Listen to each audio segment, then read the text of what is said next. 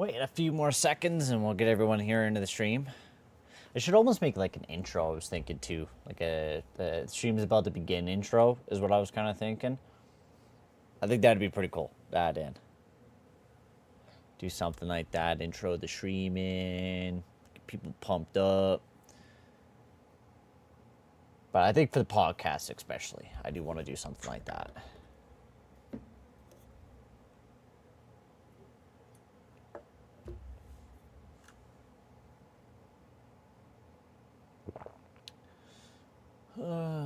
Turn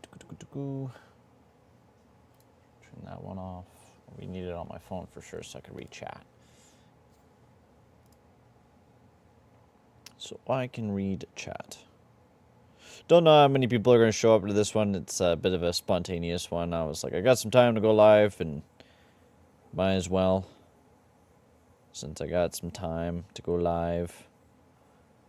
Do a little bit of a stream. Do round 1 of the Minnesota Wild franchise mode.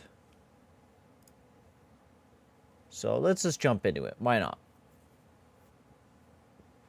Why the heck not? So we finally made it back in, which I am very pumped to be back in the playoffs here with the Wild. This was our second season in, and we made it second in the Central Division. We're going to be going up against Utah. But I was very happy with the way that we performed this season. Last year was a tweener year. You know, I didn't feel that bad about last year. This year, I felt very, very good about the team. This year was a completely different beast. Kaprizov, I think, had a bounce-back season. I felt like Kaprizov, he had a good season, but this year, he really exploded with that top line of Rossi and Baldy. Like, what a fucking top line that was. To be honest with you, that was an elite level line that we've had between those guys. It was really, really good, and they had an amazing season. So I'm very, very happy with that. That made me very happy. I think Brock Faber had a tremendous season for the Minnesota Wild as well. Hopefully we see a little bit more development from him. But the Rossi had like such a massive year again, like 2 years in a row where he's thrown up point per game totals. And he's just been a stud, like an absolute stud. And then Matt Baldy having another career year as well. Just guys performing great. Like that's, and Matt Zuccarello, for being how old he is, usually I have a lot of older players that I do play with this in the franchise mode, and they never play as well. I think one thing I do want to change setting-wise that I was playing with and testing out on my other franchise mode that I was doing was, where was it at?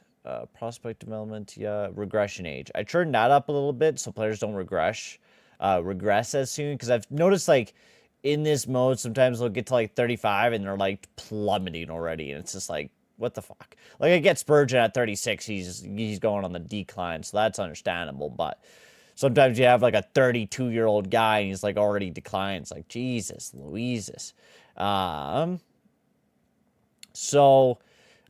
We made a few trades before I guess we got into the deadline. We could do a little bit of a review of what happened kind of last stream, because the last stream didn't happen since last week, I think it was. That was the last time. We haven't made a whole lot of trades as GM for the Minnesota Wild, but we did make one big move where we traded Rasmus Kupalainen, who was another power forward. We had tons of power forwards, and we also traded away a first-round pick of this upcoming season for both Patrick Laine and Michael Matheson. We needed an extra defenseman, to be honest with you. We definitely needed a Matheson to come into the team. He did quite well, played really well defensively, even though he had a -8. He played quite well for us. And Patrick Laine, I wanted a future goal scorer kind of on the team to play either up in the top 6 or even on that third line, which is kind of what it's looking like it's almost going to be for Patrick Laine. Because we did get Riley Smith this past season during free agency on a 1-year deal. And, you know, with how old he was at 35, it was a little bit of a risk, but he did very, very well this year, giving us 23 goals. And that was kind of the biggest things that we needed to kind of work on was our goal scoring game. Of course, our defensive game as well, but we wanted to add a little bit more goal scoring power to the team, and we certainly did that. But getting Matheson and Laine did really good. A guy that also developed quite nicely that we didn't really get to talk about was Jacob Loki. He played absolutely amazing for the Minnesota Wild this past season, putting up 41 points on the season. He jumped up to an 83 overall, was kind of that unexpected player. We were thinking we're playing, Freddie Gaudreau in that third line again, but we got very, very fortunate with getting Jacob Loki because he's been tremendous for the Minnesota Wild. And, of course, Philip Guffson, who had an amazing season as well. But in the first round of action, we're going to be going up against the Utah Hockey Club, which we are going to be changing that up too, I think. The one thing I do want to do is add an expansion team, which I forgot to talk about. I wanted to add an expansion team into the league, and I was thinking, you know what? I was hearing tremblings about Atlanta Thrashers coming back to the NHL. Let's do the Atlanta Thrashers. I'm kind of liking that logo, but let's do this one, and then we'll. Who was their original AHL team? I usually just pick a random AHL team.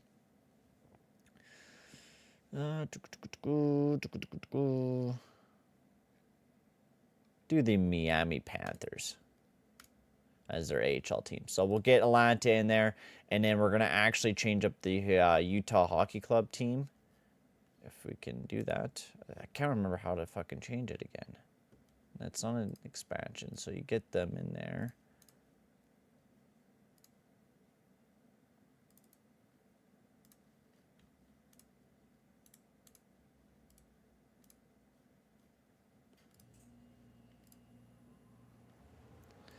It's not changing a team. I know that for a fact. I just can't remember. Why are we in the AHL now? What the fuck? Why are we in the AHL?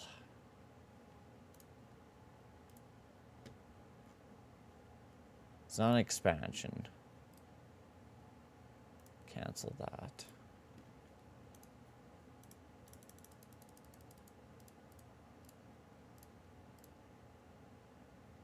I cannot remember for the life of me. Whatever, we'll keep it as it is. So Utah versus Minnesota. So this will be an interesting series. We're going up against a team that I did take a look at in the last episode. We'll take a look at again with Utah. Their first line of Schmaltz, Hayton, Keller, Gunther, Cooley, McKelly, Kerfoot, Krebs, and Krause. They got, Krebs on a pretty good deal from Buffalo, which, like, a second and third for Peyton Krebs, that's pretty good. Pretty good. I think they got, like, a ton of guys that were, like, RFAs that just didn't sign with anybody, which, like, they got Hoffner, and it's because they had cap space, right? You get Hoffner, they got Jones, and they got Krebs during that whole offseason, which is pretty incredible. But Gunther had a crazy good season offensively. Keller played really well as well, having 80 points on the season. We could just take a look at their the player stats, I guess. But Utah had a pretty good year offensively. I think it's going to be a very, very interesting team to go up against, like Dursey. They got Shurgachev. Gunther had a crazy good season offensively. So it's going to be quite an interesting team to go up against right off rip. Just going to make sure, yeah, we are live streaming the game. I don't want to be right on my face and not showing the game. But so they're 8th in goals for, 3rd in goals against. They actually play quite well defensively too. So a good offensive team, just a good all-around team. But we definitely played a lot better offensively. Not like we played quite well defensively, just not as great as Utah. So we'll see how well we do. It's Ingram versus Mr. Philip Guffson. So we'll see how well we do. Game 1, Minnesota, Utah. Let's get her going. Let's see how we do. And we win 5-0. And that is, that's what I'm talking about, man. That is exactly what I'm talking about. I want to beat this curse. I was actually just looking at Minnesota Wild's whole stats. And this team hasn't won a first round since I think they made it to the conference finals all the way back in, 03. So it's been quite a long time since Minnesota's actually seen any success in the playoffs. So this is kind of our opportunity to get some success since, Utah has also been, or I guess / Arizona, hasn't seen very much playoff success over the past few years as well. So Baldy, Rossi, Faber, Kaprizov, and Joel Eriksson Ek all get some big point nights, and that top line absolutely dominant to start off the series here for the Minnesota Wild. What we're going to do is we're going to do quick sim games for the first 4, and after that we'll do live sim games. But here we go into Game 2. Can we continue that shutout streak alive? And no, we do not. The Utah Utah comes in and gets a big 5-4 W in overtime as Stenley gets the game winner in the second OT. But Durzi starts off hot, then Goudreau, Rossi Bankier, and Zuccarello. But Ingram with a massive game with Durzi putting up 4 points on the night as he came out to play. Ryan Hartman. So, yeah, I guess Line will go up there, and then we'll do Foligno there. And then Graham Clark. We'll throw him in the lineup. We'll hit best lines for that, though. For the power play. But Line, he's going to get his upgrade to that second line. We'll see how well he does with Eriksson Ek and Zuccarello coming into Game 3. Still wondering how we can... I think it's somewhere else. Change team. No, that's changing my team.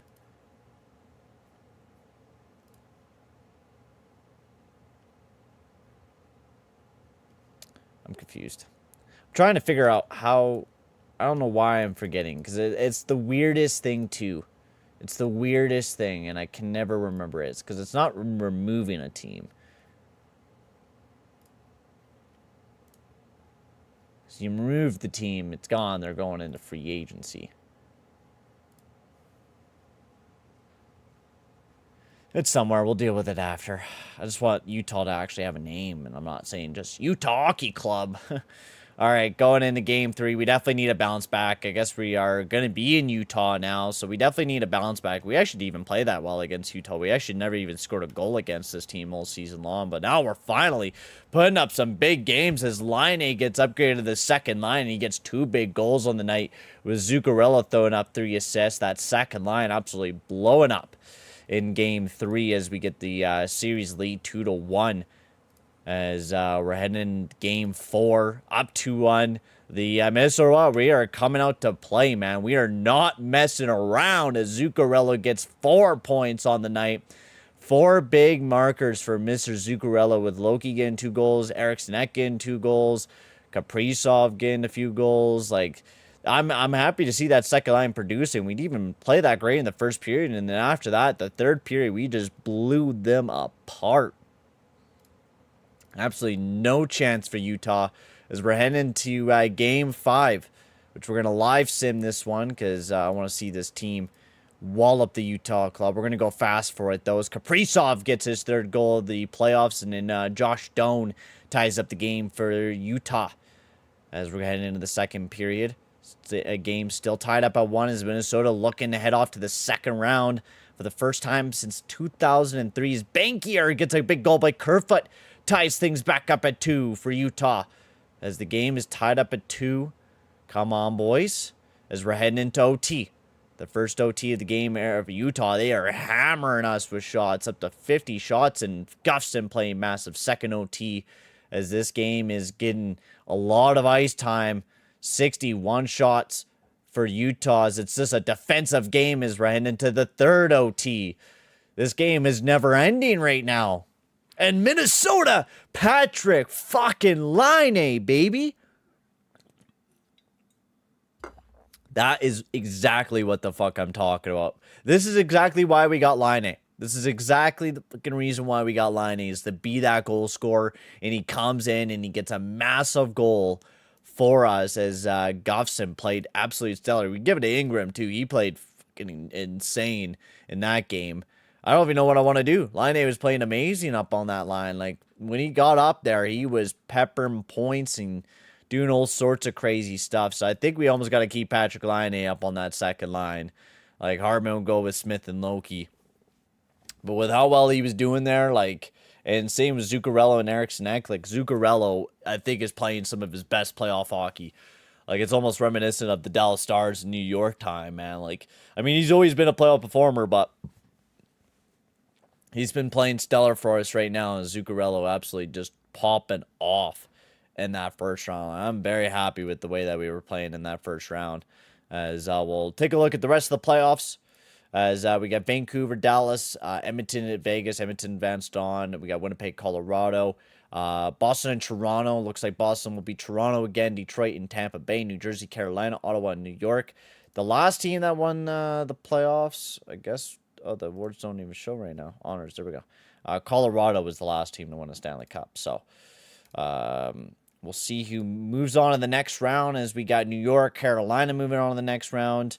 We also got Colorado, so it looks like we're going to be going up against one of our rivals in the Colorado Avalanche. Colorado and Minnesota, they date way back. I don't think they've had a rivalry in a while now. They haven't really went up against each other in a good bit. But these are two teams, when they do go up against each other, things do get quite feisty in the playoffs. We've seen that during the Patrick Waugh days.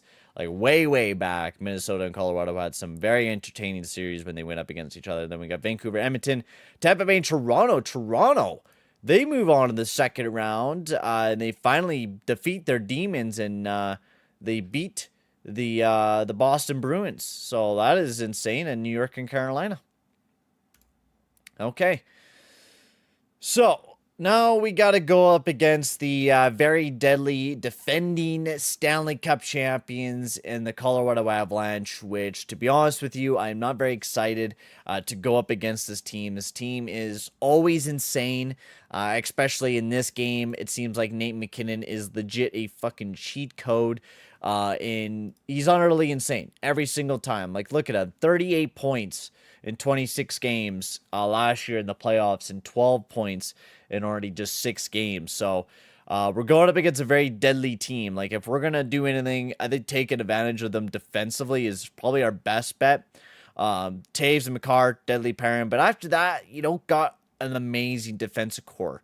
I think if we are able to shut down that top line, I think we could potentially do some damage.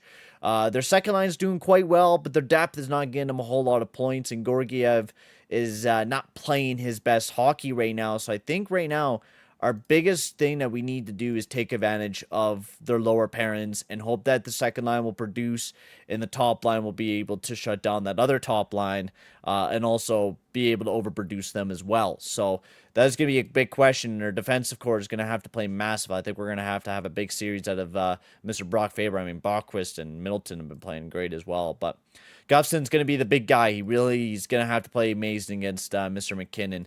It's going to be a tough series. It really is. Actually, I wanted to take a quick look at our depth chart, our minor leagues, how they man, we actually are having some great development. Ryan Hate's developing great. We got Lambos.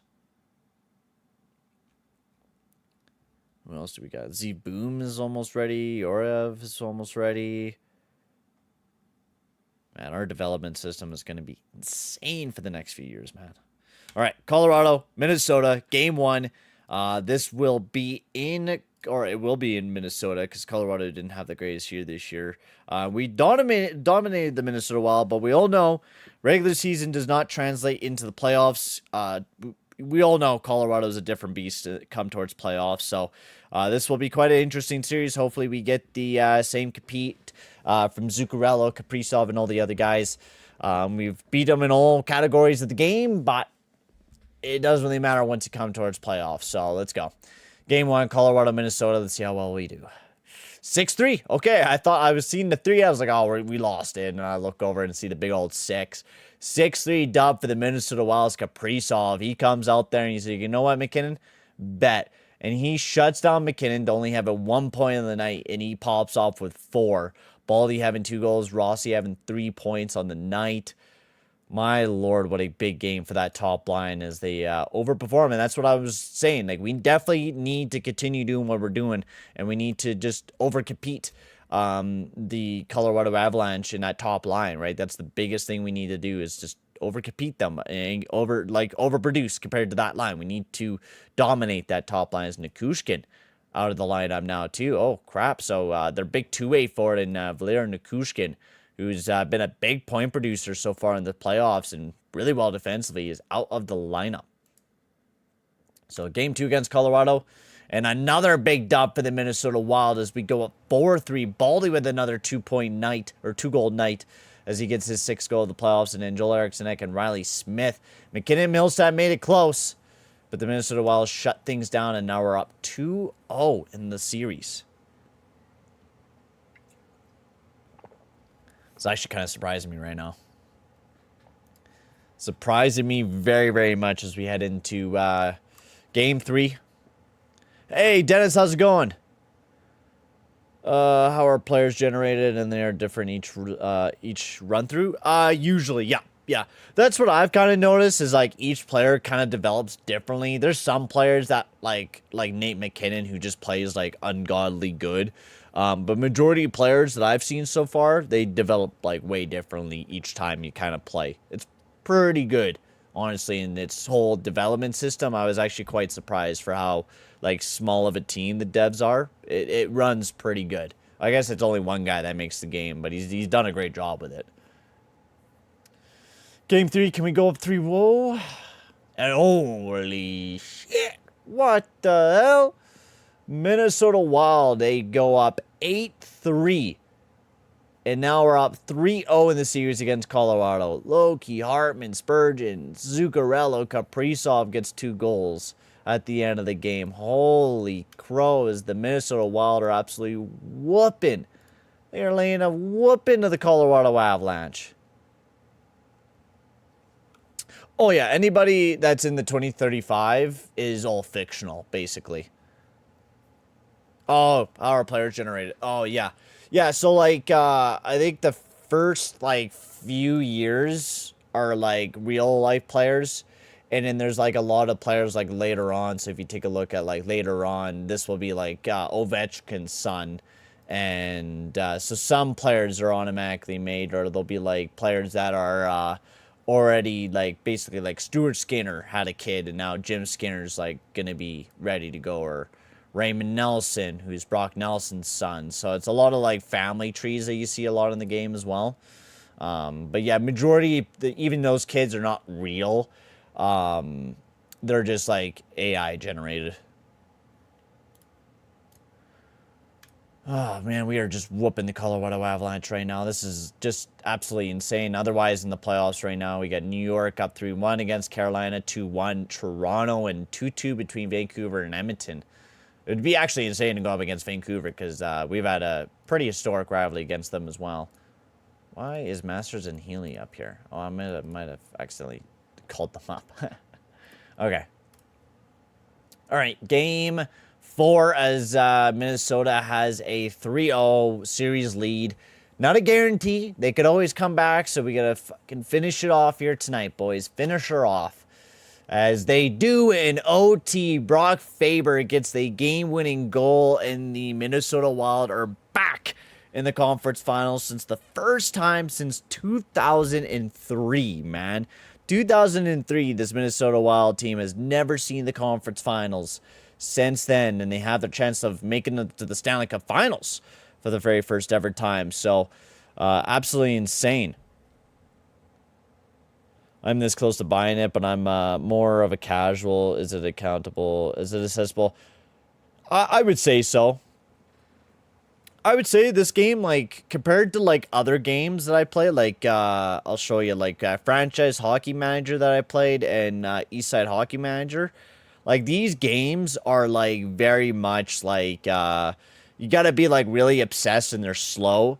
This game is a lot more fast. It's a lot more faster than the sim. And I don't think you have to be, like, a really dedicated, like, hockey fan because it's really simple. Like, the development system in the game, like, assigning training to players, the development of players, and your roster management and cap. Like, it's all, like, very much, if you ever played, like, NHL 24 EA Sports, it's very reminiscent of that. Just, I think, a lot better tuned than what EA has for their franchise mode. That was insane. Fucking sweeping Colorado like they were nothing. Now we're back to being major rivals with them. They're like, oh man, these guys, they can sweep us, and they're dicks. So we're going to be going up against McDavid and the Edmonton Oilers. Oh, God. Oh, God. We got to go up against McKinnon, and now we got to go up against McJesus. Oh, God, no, man. Why? Why? Why? And they got Fantilli? Are you... Hang on, wait a second. What the... How did they get Fantilli? Whoa, they traded Evan Bouchard? Holy shit, what the fuck? And Matthew Savoy? That is a bit insane. Thanks off Steam. Yeah, that's what I bought it off.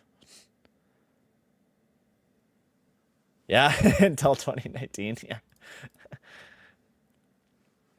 Yeah, St. Louis hasn't been doing very well lately either. But Minnesota, yeah, they haven't been in the conference finals since 2003. That's actually insane that they got Fantilli. That is actually kind of insane. I can't believe they even traded away Boochbaum, but they did get Rasmus Anderson. They traded for him. That's, man, this game, honestly, is kind of nuts. I've never seen a team change so much in this game before compared to, like, last year. Skinner, Rodrigue. That's insane. Like, Edmonton did some big moves, and Fantilli's been amazing for them. 97 points this year and 15 in the playoffs. That's insane. Let's take a look at what Minnesota did in that second round. Kaprizov, absolute animal with Rossi and Boldy, Zuccarello, Faber, Matheson, Laine has been slowing down a little bit, but still, like, I think in critical games, Laine's been coming in there and been scoring some big goals. You know what I mean? Like, he's been scoring some real big goals for the Minnesota Wild, so I've been quite happy with him. I'll just call you CO. I'm running Real Slim Brady's roster. Shout out to him. We're RSB, Real Slim Brady. Amazing roster. Like, probably one of my favorites. Always one of my favorites. Kind of my go-tos is him. He's been making some pretty good rosters. His prospects, everything has been pretty damn good. Okay. So, Edmonton, we know what they got. They got Fantilli. They got a half-decent defense core. I think we could probably take advantage of their defense core. Their offense core is a way different game, but they don't even have Draisaitl right now in the lineup. So, this is kind of our opportunity. But they still got Fantilli and McDavid, so things don't really change too much. You know what I mean? They're still a very deadly team there in Edmonton. And, yeah, Draisaitl was actually out for majority of the season. If he was playing, like, this team would probably be a way different beast right now. But he was out with a fractured leg for basically the whole season. So let's see how well we do. Let's get into game one. Edmonton, Minnesota. I don't think they've ever faced in the playoffs, so this will be quite interesting as 5-3. Holy shit for the Edmonton Oilers. What a start for them is, you know, the Minnesota Wild. We've been kind of on a dominant streak. You know, we've won 5 wins in a row. We've only lost 1 game so far in the playoffs, so what a dominant start for Edmonton as they went 5-3. Because they didn't get a look at the stats. But Lavoie, Ekholm, Anderson, a lot of the defensemen got some goals. Matheson, Boldy, Hartman. All right, well, let's see what we could do here in Game 2. We definitely need a bounce back here in Game 2. And let's see how well we do. Come on, boys. Bounce back time. And we do. 5-1. Gustavsson with a massive game. Getting 34 saves, only allowing 1. By Anderson is Eriksson, Ek, Matheson, Kaprizov, Zuccarello, and Faber. It's kind of scaring me, though, because we have not seen McDavid yet perform yet. So, usually we know if McDavid goes off the sheet for 2 games, yeah, I usually turn off Balanced Prospect off. I've never really kept it on just because when I played with it, if you're rebuilding a team, it kind of sucks ass when you massively draft a whole lot of players and then like half of them don't turn out to be anything or they stall. And then you have some that turn out good. But I don't know. I'm not a big fan of it. I never really turned it on. I really don't care for having balanced teams. I'd rather have, you know, stacked teams and then non-stacked teams is kind of the way that I like to have things go. So I usually always turn it off. I think there's rosters where they do have it like all set up for that setting. But usually Real Slim Brady's is not set up for that type of setting. So it kind of goes haywire. Okay, 5-1. Zuccarello, man. He's been a beast this fucking playoffs, man. 38 years of age, and he's having a, like, look at it. Look at this. 16 points in 11 games, man. What an insane pop-off Zuccarello's been having. I kind of want to re-sign him, even if he's going to be like a depth guy for us next year. Like, honestly, he's been so incredibly good that I would not be upset about him dropping and still being a depth guy for us. As we head into Game 3 in Edmonton now, the fans are probably going crazy there in Edmonton. They want to see their team perform. They want to see them do well. I don't think they went. Yeah, they went in the 3rd round last year too, but they lost to Colorado last year. So They want to see that. They want to see the finals again. They lost out against Florida. They lost out against Colorado. So they only have a few more chances kind of to go. With Fantilli, it probably makes it even longer. But they want to get back in that finals. So they're going to be battling here tonight. So game 3, Minnesota Edmonton. Let's go. Come on. Yeah, 5-4 dub for the Minnesota Wild. Oh my God. Zuccarello, Rossi, Faber. All getting 3 big goals in him, but the Edmonton Oilers, they did track right back in, got the lead, and then Zuccarello tied it up, and then Loki, 43 seconds into the second overtime, and he gets the game-winning goal for the team, as the Minnesota Wild are now up 2-1 against the Edmonton Oilers. Like, my God, if we get in, like, oh, I don't even want to jinx anything right now. Like, we're so early on in the franchise mode. It would be incredible to start off with a cup right off rip. I don't feel like it. Like, I feel like this is going to help the team develop, though, over the next few years. Really giving us, like, hey, let's really build this team up. But it's insane, the run that we're on right now. So, game 2, Minnesota Edmonton. Come on, boys. We could really take a demanding series lead right now. And we do not. Edmonton Oilers, they absolutely dominated us this game. Boldy getting 2 big goals. So, usually what I do after going down and losing 2 games is I like to change up the lineups. And what I would like to do is bump Laine down to Smith and Loki, just because Laine has not been doing very well. And we'll pop back up Hartman with Eriksson Ek and Zuccarello. I want to see how well those guys will do with that little bit of a line change. Matheson's been pretty good. I don't know. I think we keep the defense core the same. I don't want to make a massive amount of line changes because the team has been doing very well. Unless we lose next game, then we can make some major changes. But bump Line A down, bump Hartman up. We'll see how that change does. So we end the game 5. Edmonton, Minnesota. Come on. We're going to actually watch this game. Oh my God, right off rip, Kaprizov and Nugent and Zuccarello. And then Boldy with a goal. Oh my God. What a first period of action. And Hamlin and Zuccarello, the goals are absolutely going insane. I feel like we got to slow this down. It is. Oh, it's not. What the fuck? It should be that. It should only be going down by 1. There we go. Zuccarello, Hamlin, and then Zuccarello with a hat trick, man. He says, Laine on my line, let me score all the goals. And he goes out there and puts up a hat trick against the Edmonton Oilers. As we still have 9 minutes remaining, so the game is still live for the Oilers.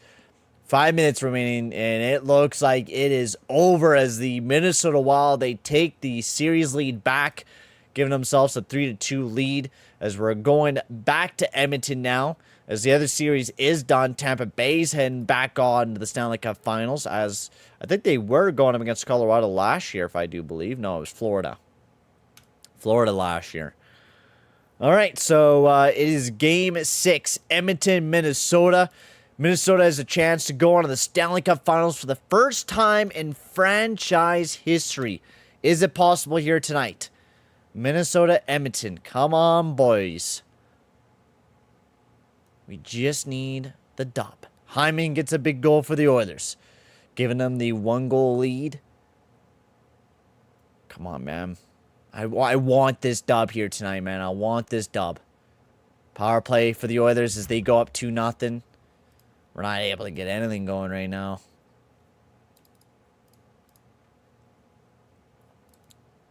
Think we change up the lineups a little bit, tweak things just a little bit. Bump Riley Smith up to the second line, and we'll bump Matheson up to the top pair and see if that can get us anything going right now. Big goal from Rossi to end the third period off, and then Fantilli gets a big goal for the Oilers.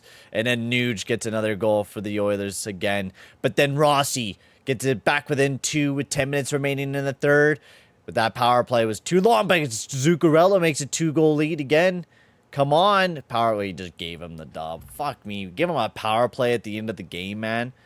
Like, what the hell was this roughing, man? We got 1 single power play to the 4 the Oilers got. That's a sack of shit. Get out of here, man. And Loki out of the lineup now. That is a very, very big injury to have. As Foligno out of the line, or Loki out of the lineup now. But Foligno will be bumped up there.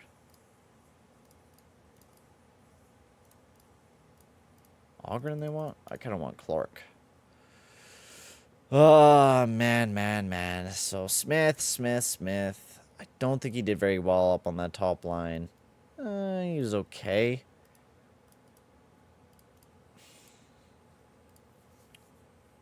Trying to think of what we can do here now. Maybe we could do,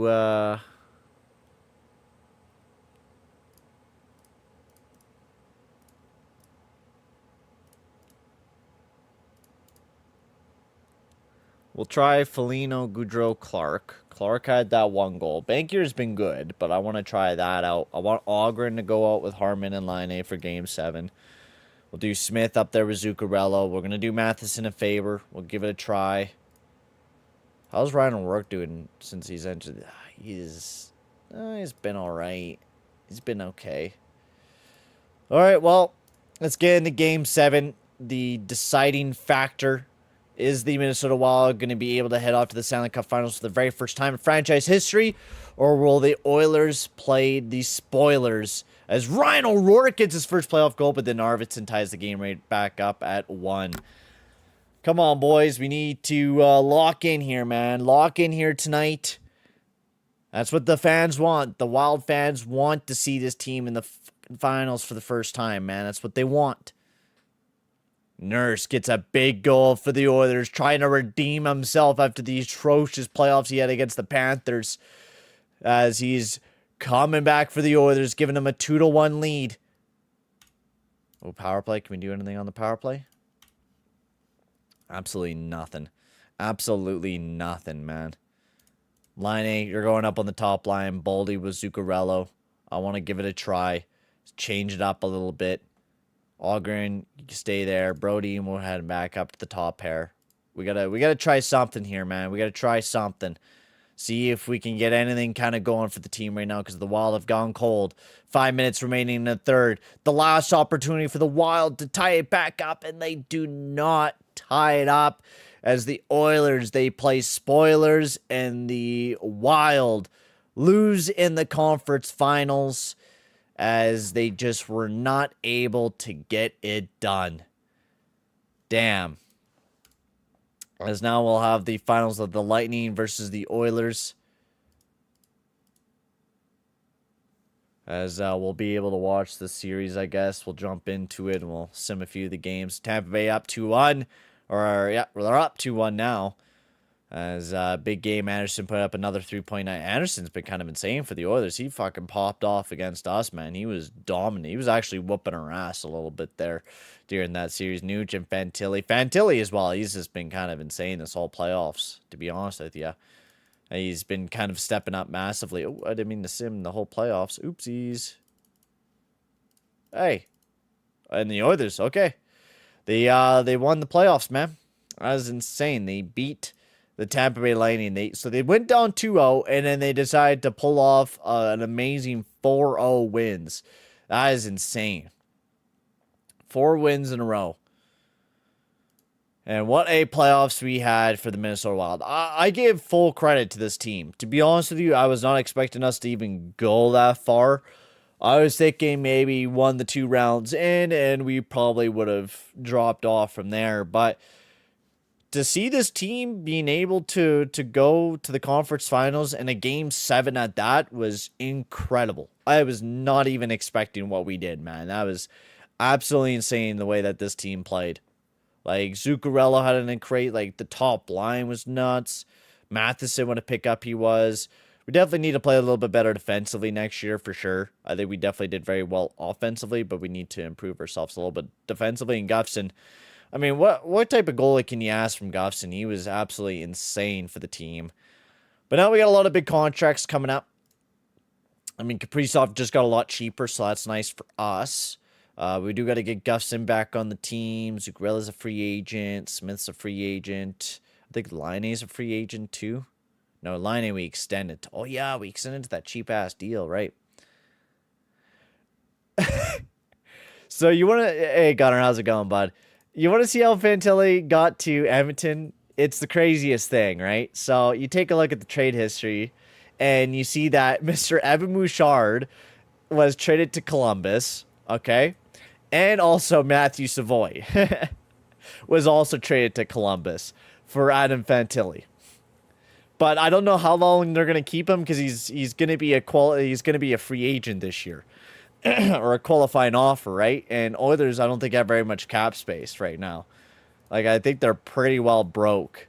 Yeah, they're 5 mil deep in salary cap. And, I mean, Kane's coming off the books and Arvidsson, so maybe they will get him back, but I don't know, man. And they won the Cup this year, so they were absolutely insane, the Edmonton Oilers. So they beat Tampa Bay. They finally get their the Cup that they've been wanting, and they win it in 2026. I do got to take a little break, and then we're going to go over the awards. So I'll be back in just a sec.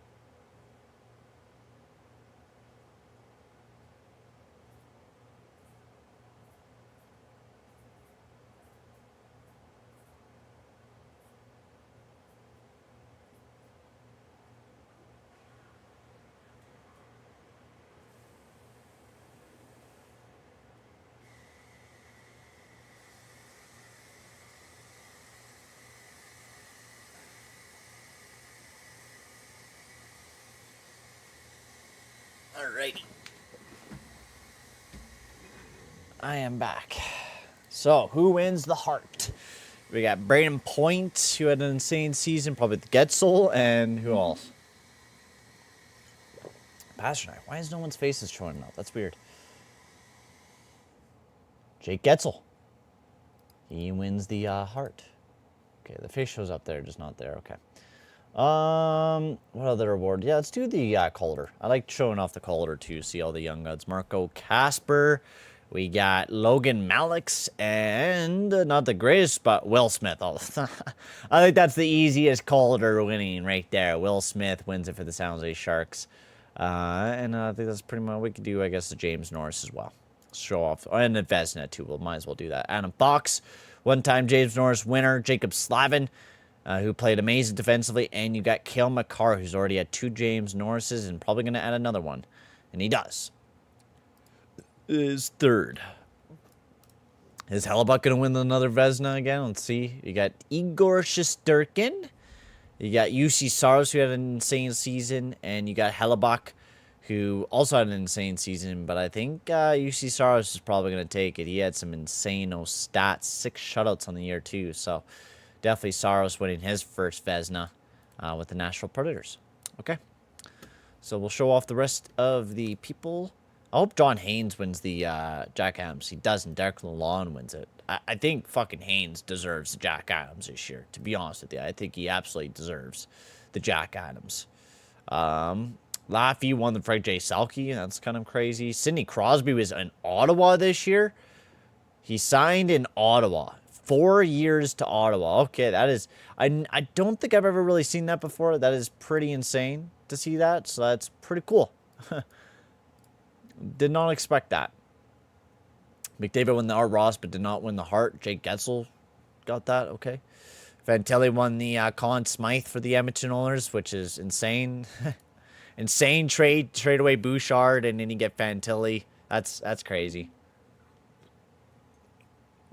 So Ovechkin, he retires with 908 goals, which that means that beats Gretzky for the most goals ever in the NHL. So that's absolutely insane.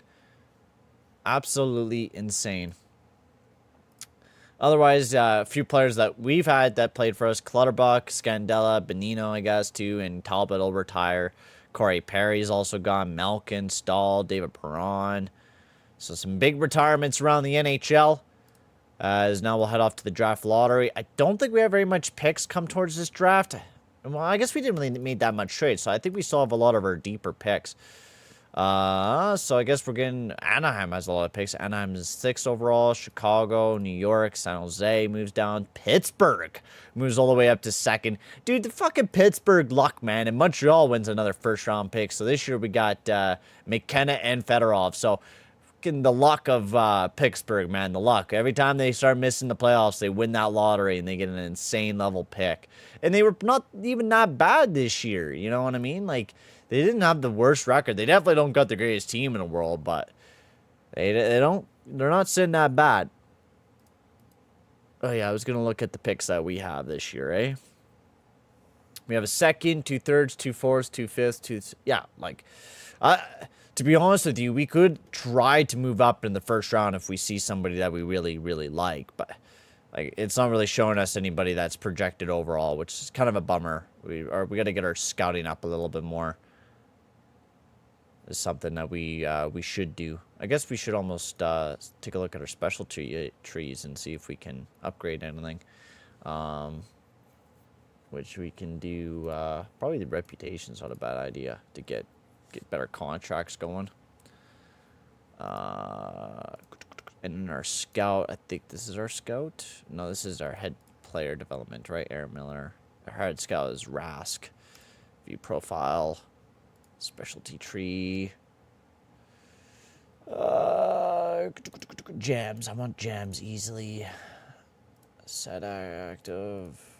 We could just take bust off. Okay. I don't think a lot of that stuff won't be kicked in until next year, unfortunately. A lot of players getting bought out too. Petrangelo gets bought out. Todd Myers, Brendan Dillon. We do go up to 91, so that gives us a $1.9 million increase. So not a whole lot of an increase, but a little bit.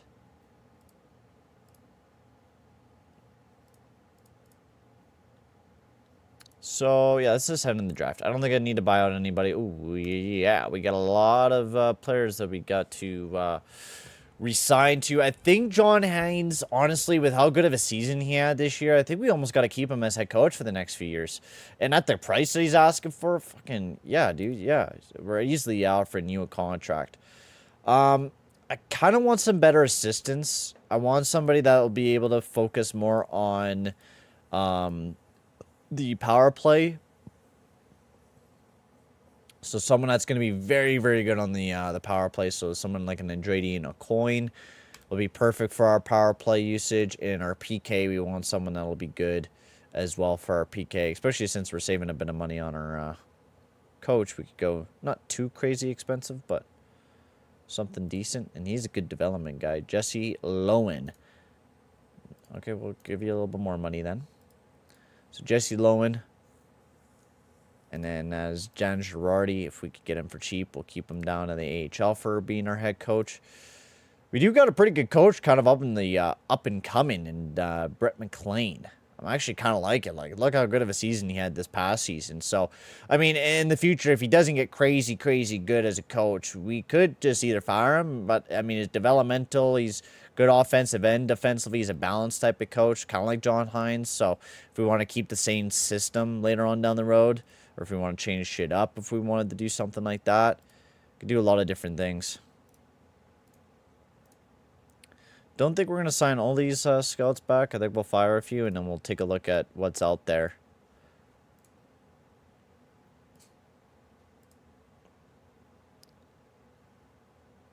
Nothing crazy right now. Usually it takes a few years to like actually get some good scouts kind of going, which is okay because the first few years you kind of know like, okay, this type of guy is this going to be this, and it's pretty easy. We'll release Andre Castison too because we really don't need to keep him. We will get these guys back physio wise.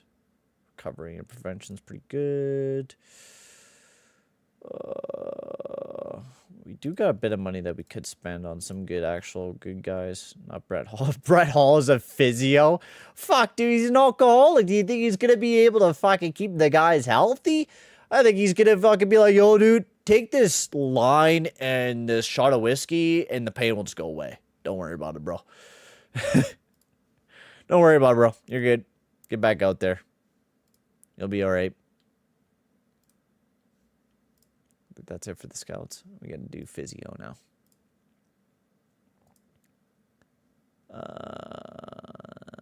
Recovery, yeah. Yes, Siralt. Okay, so that's the coaching staff done. Let's get to the draft now. So we could move up, or we could stay down in the depth picks, because we'll be around 57. I mean, I'm not really complaining about where we're gonna be at, to be honest with you. We'll see what we can get. I think right now, so with our prospect core, let's take a look at that depth chart. So for our prospects right now, you got Riley Hay, Charlie Stremmel, Rebukin, Richie. I think Lee's not too bad. Yurov, got Pavel Novak too, defensively. I think defensively, I do want to continue to go on that. I kind of want like a big name defenseman, to be honest with you. Like, we do got goaltending that we could even trade away if we wanted to. Like, Jesper Wallstedt had a very not the greatest season in the world, but I do want to see, like, because sometimes once a player hits, like, because he's going to be 28, so his development's stopping. Usually once they hit their max, usually their whole shit just kind of drops off the earth sometimes. So I kind of want to see how that ends up. I mean, not like we can get very much for Wallstedt right now.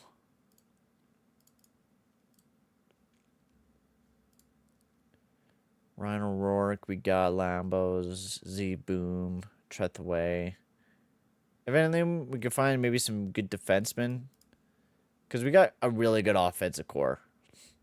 That's why I'm even willing to kind of like try to trade up. But I don't think like... Because the guy that we would probably go after is Rudolph. So it'd be like Chicago, New York, Anaheim kind of deal, right?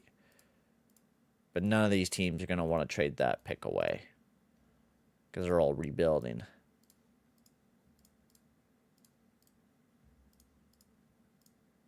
Yeah. Good luck on that. I think we'll just keep the picks that we have. Go with what we got. See what we can get. So we'll review. We'll take a look at. We have a few minutes here. So Gavin McKenna goes first overall to the Montreal Canadiens. They're going to be absolutely insane with Gavin McKenna. Fedorov now to Pittsburgh. Bjork to San Jose. They're going to be insane very soon as well. Rubrorik, Burchild, the first rounds is stacked. Rudolph, he dropped all the way to Calgary. None of these guys wanted any defenseman. There was no defenseman picked up in the top 10. All of them dropped later on. So that is insane. Absolutely insane. So we do got a few defensemen. We got Pipparainen, which is a right-handed defenseman, which we actually kind of need a right-handed defenseman. Honestly, I think that's kind of the way that we go. He jumped up a lot coming into the pre-draft rankings. 36 points. His stats are not too bad. Yeah, you know what? Juho Pipparainen in top 4. You know what? Not bad. If we could build a really good, just all-around good defense core, I'm not too worried. If we could get Brock Faber up to be that big guy and then just build some good guys all around him, I'd be happy with it. I'd be very, very happy with that. So, the next round, you want to draft another defenseman? I mean, we could do Cowan. I mean, we definitely do need some more right-handed guys, for sure.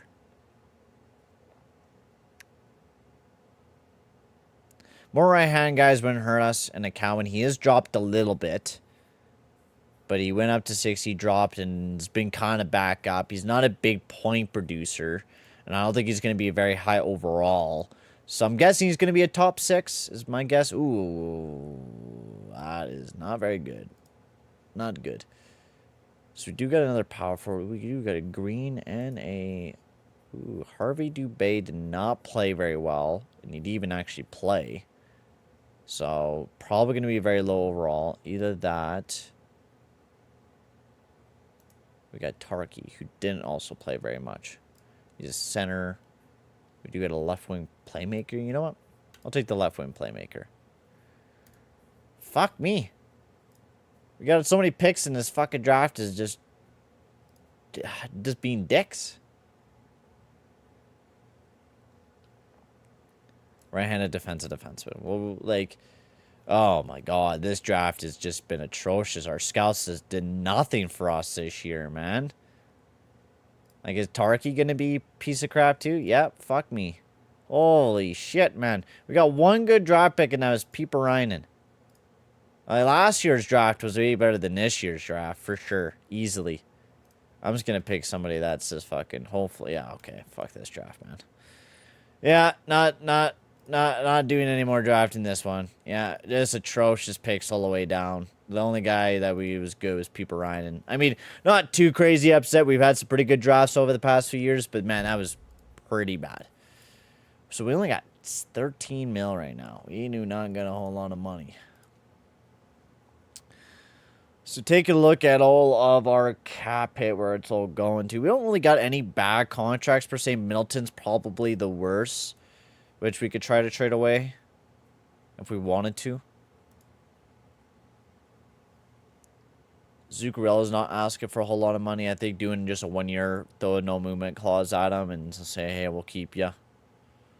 But I think Philip Gustafson. So he's a UFA, so even if we throw a no movement clause, we'd be sticking him on the team for a good bit. I don't really kind of want to trade. I don't want to throw a no movement clause on him. How long do we got everyone? Kind of 8, 4, 6, 7. So the guys that we don't got very many guys locked up, but for the guys that we do, it's gonna be like a 6, 7, 8 year kind of area to go with. I think it wouldn't be a bad idea to go with 6, and then it'll kind of lead up with Brock Faber and then Kaprizov, or we do 7. You know, let's do 7, and then I'll line up with Faber's contract ending. Be kind of in that time frame that we kind of want contracts to be at if we're doing long term. So 7 years, 5.6 for Philip Gustafson. We need a starting goalie. He's going to be our starting guy. Like, he's easily one of our best goalies. So Philip Gustafson will get back on the team. Zuccarello, without good of a season he had last year, I do want to keep him on the team for as long as we can. I think Zuccarella's been a beast. We'll sign him to a no movement clause, keep him for a 1 year deal at 2.7. I like it. You know, he had an amazing season. I think he's going to drop a bit, but keep him on the team. And then Matheson, I'd like to try to keep, but I think, honestly, I would like a defensive defenseman to play up on that top 4. I mean, we got Brodeen already, but Brodeen, I feel like, is going to drop again. And then you also got Jared. I feel like we're going to be kind of stuck with a lot of cap here. I don't want to just dump off Spurgeon because he is one of our big guys. He's been on the team for quite a long time. And what is he? Is he on a no movement? He's on a modified no trade clause. So we could potentially even just trade him away. We would probably have to trade a pick with it. Man, this is going to be kind of a big free agency. I wasn't expecting this to be that many hard decisions. I do want to keep Bachquist. I did like Bachquist this past season. He's a cheap top 6 guy. If we don't need to keep him, we don't need to keep him, but he's cheap. Bankier, he was pretty good this past season too. We got Merritt, who we can sign onto the team again. Get him the cheap. Liam Ogren.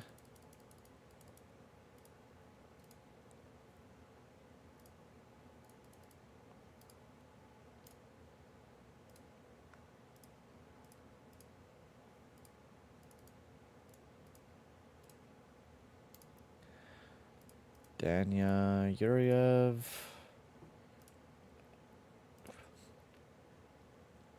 See, boom. Schrammel will sign on the team. All right, so let's see how much cap we got now. We got $3.4 million to sign some players now. It's not a whole lot of cap. And you take a look at what we got. I mean, Loki's jumping up, so that's nice that we have him jumping up, and he could play up higher up in the lineup. You know what I mean? Like, we can do Eriksson, Loki, and Line. It's just not going to be a massive offensive line, and then after that, you do kind of have a tail off. Like, Foligno is not going to stay at the overall that he's staying at. Like, I think if you were to trade away anybody, would be a Foligno, but he's stuck with a no movement, so we're kind of stuck with him too. I think, you know, at the bottom line, you take a look at what we have, right? I mean, you could trade away Middleton. That's going to give us a little bit more cap space to kind of play around with.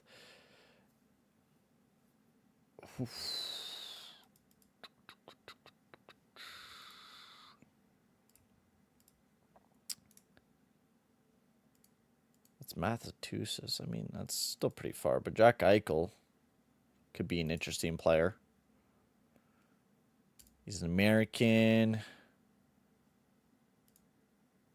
there's no big RFAs this year. It seems like all the RFAs are actually getting signed up this year. So, but we do got Jack Eichel is available. Linus Omark still available. All the goalies pretty much.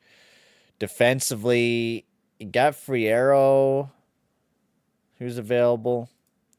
I did like Matheson. I thought Matheson played pretty good throughout the season for us, especially once we acquired him.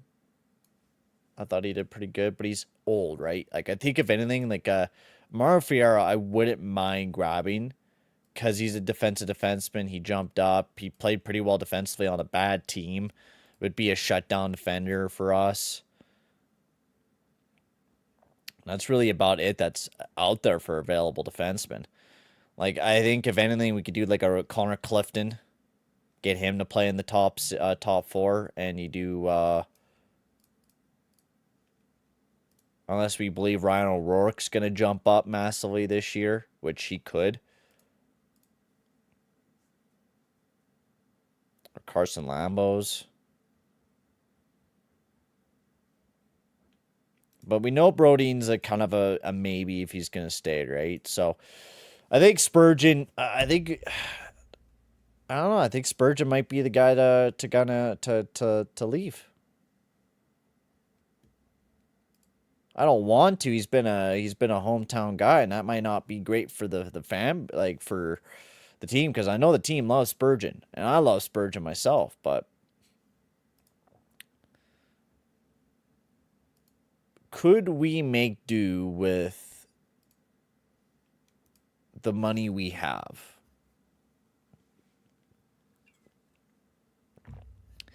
If we were to trade away Middleton and Goudreau, that'd give us a little bit more money. But we'd have to be careful. Because let's just take Eichel out of the situation. Eichel would probably be a no-go. I don't think we're going to have the cap to be able to get Eichel on the team. So we'd only really make cap space for just Mario Friero. That'd be the only guy we'd probably be able to get out of the whole free agency day, which would leave some big holes on the team, to be honest with you, right? And we're trying to go all in. I think Spurgeon's kind of the guy that you have to make a move on. He's going to drop off for sure. That's a guarantee. He's been almost first in games played on this team, but I don't know, man. I think it's almost time that we oh man, it's fucking so stupid.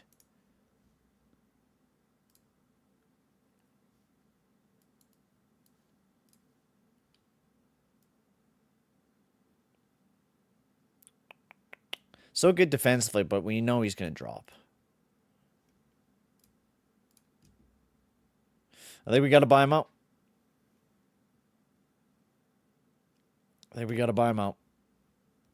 We got to make some money. Let it clear up some cash. Gives us 7.6. We're going to make some changes. We're starting to change the team a little bit, and he has to leave. Sucks to do that type of thing, but it's a business at the end of the day. We have to make some changes to the team to make it a successful team, right? And making some big defensive changes is the way we got to move. So he is gone. He's out of here, Spurgeon. So I don't think I want to sign any of these guys back on the team. I'll sign some of the depth guys. I think that's really about it. Let's get on the free agency day. And it's free agency day. Alrighty. So I think Mario Fierro, we're definitely going to throw a contract at for sure. We do got Connor Clifton if we wanted to do something like that, but he's also 4.5 mil. Not super big interest in coming into us. Or we could do an offensive defenseman. Could go that way too, honestly. But we did trade away. I mean, how are we off defensively right now? Faber, Brodeen. Brodeen's probably going to drop. Ryan will work. We do got Bachquist already. I think offensively we weren't too bad off for defensive with Bachquist and Faber. So matching needs is Jack Eichel. That's kind of funny because I mean Jack Eichel would make this team like massively improved. To be honest, like we could totally play Joel Eriksson Ek as a third line centerman, and I'd be fine with that. I think Joel Eriksson Ek would be quite well on that third line, and I think Jack Eichel with Marco Rossi would be an insane fucking combo. But would we have the cap space to really kind of afford it? We do need to trade away Jacob Middleton, so we'll see if we can find a team that... St. Louis? We just have to trade away a second-round pick? Sure. Oh, what the hell?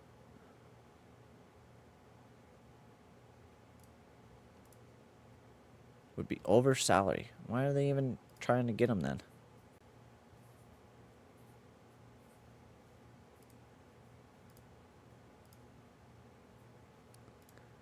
All right. See, I guess San Jose, because that's a Western Conference team, and they do accept it. So we got 11 million. If we were to throw a deal at Jack Eichel, that would be 8.7. So that'd eat up majority of our cap. Majority of it. I wish we didn't have Foligno. Even if we were to trade Freddie Gaudreau.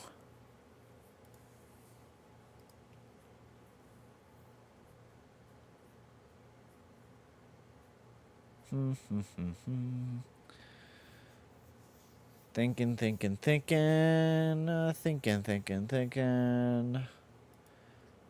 I think at this point we try not to go after Jack Eichel, I guess. I would love to have Eichel on the team. I think Eichel would be amazing to have on the team. He'd be pretty insane if you were to ask me. Unless we can make a deal. Vince Dunn would be kind of insane. I don't think Vince Dunn would really fit what we need. Erik Karlsson.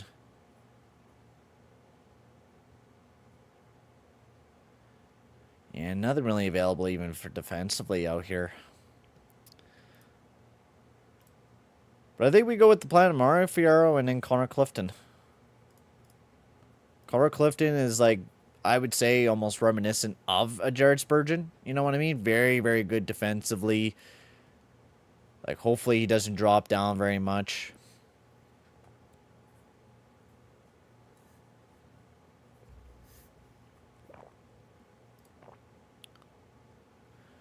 What time is it? How long have I been streaming for? Already an hour. Holy shit. All right. So, I think the game plan is we go after Mario Fierro, we go after Connor Clifton, and then we'll figure out what we want to do after that. I think will be the way to go. Unless we go after Topi and Numa. Oh, I mean, we got so many young guys. I don't want to make a trade and then, yeah. Okay. So, we'll start off free agency date. We know what we want. We want Mario Fierro. I think with how young he is, I think we could easily lock him up. Maybe even throw a modified no trade clause at him. I don't think we'll be able to save very much on his deal. But it might entice him to come a little bit more to the team. I think we'll throw 5.5 million for 5 years, or for 6 years for yeah, we'll do 6 years. I'll play in kind of our area that we want to be playing in for Mario Fierro. And then Connor Clifton, since he's a little bit older, I don't really want to give him a massive deal. But we will give him a modified no trade clause. Just to kind of entice him a little bit more since he's kind of on the edge of coming here. But Connor Clifton, Mario Fierro, those are two big guys that we wanted to throw out some contracts to. So that would massively, I think, help the team defensively. So Connor Clifton signs and Mario Fierro signs as well. That is absolutely perfect. So I think that helps the lineup massively with getting those two guys defensively. And yeah, we did throw a modified no trade clause, but you know, that's only where they're like, they only get 5 teams that they can say no to. We could trade them to the rest of the league, so we can still be able to trade those guys if we absolutely need to later on down the road. Now, I do want a depth goal scorer. That's something I do want to get. Somebody that could play with Mario Fierro later on down the season. So we can see what we can find. Kuzmenko. I like he was playing in Russia this past season. I mean, we could wait, because how much cap do we have right now? We got 2.5. Yeah, we're not going to be able to afford any of these guys. Like, patch ready, but he might just drop off the earth. Like, we could wait, maybe get somebody for cheap later on down the road. I think we might have to do. Because we just don't really have the cap. I mean, yeah, these guys might get signed up. So, that's kind of the issue with having Marcus Foligno at the cap hit that we do have him at. It's nothing really we can do. We could just kind of wait. I mean, our depth is not horrible. Like, it's not at a dire situation where we're like, okay, we need to fucking make some deals right now to figure out what we can do. I think right now, with picking up Mario Ferrero and Clifton, I need water. I definitely need some water. I think that's good enough for me. Honestly, I think that's good enough for me. Definitely not a whole lot of free agents available, but we'll wait and see. We'll see what's available once it comes towards the next season here. We'll get off to the Hall of Fame. Pavel Novak, Hall of Fame. No new inductees. I want Rod Brendamore in the fucking Hall of Fame. We got to get him in there. Get him in there. I want Damphouse for sure in there. I think Damphouse is he is an amazing player throughout his career. Ryan Miller for sure. And then I don't know. I guess Patrick Marleau. Patrick Marleau was okay, but I don't know if he's really super Hall of Fame worthy. But I think those two guys are deserving of that. Excited to see. Whoa, Jack Pert for Jaden Schwartz, who is going to decline. Logan Morrison, Ostman. For fuck off, dude. Get out of here, Seattle. Who do you think you're trying to be? So Atlanta coming into the league this upcoming offseason, so we will have an expansion draft that we're going to have to deal with. So that'll definitely play a little bit of a deciding point. Ryan O'Rourke, holy shit, he jumped up massively. Wowzers. And Yurov. And Wallstead. Holy jamoly, the development this year. Clifton dropped down, of course. Of course. Wow, okay. I don't think we have to make a trade. I mean, I kind of want a goal scorer for sure down the depth.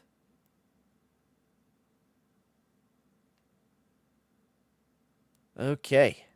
Well, our defense is deep as fuck, dude. Holy shit.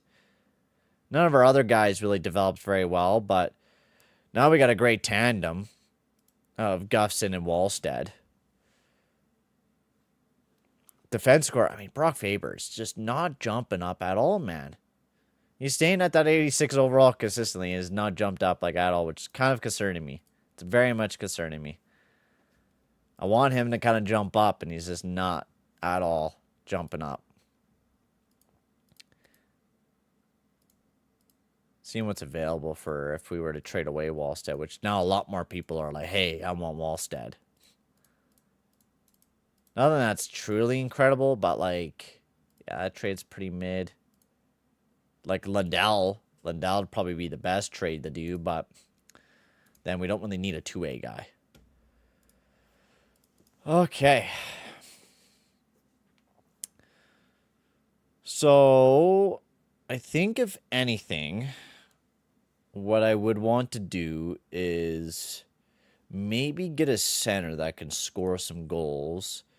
I think Robbie Faber, he plays center, which I think wouldn't be a bad idea. So what I was thinking is we can do Yurov, like even Ogren we could do, but I was thinking to do Faber, Zuccarello, and Yurov. Ugrin, I wouldn't mind.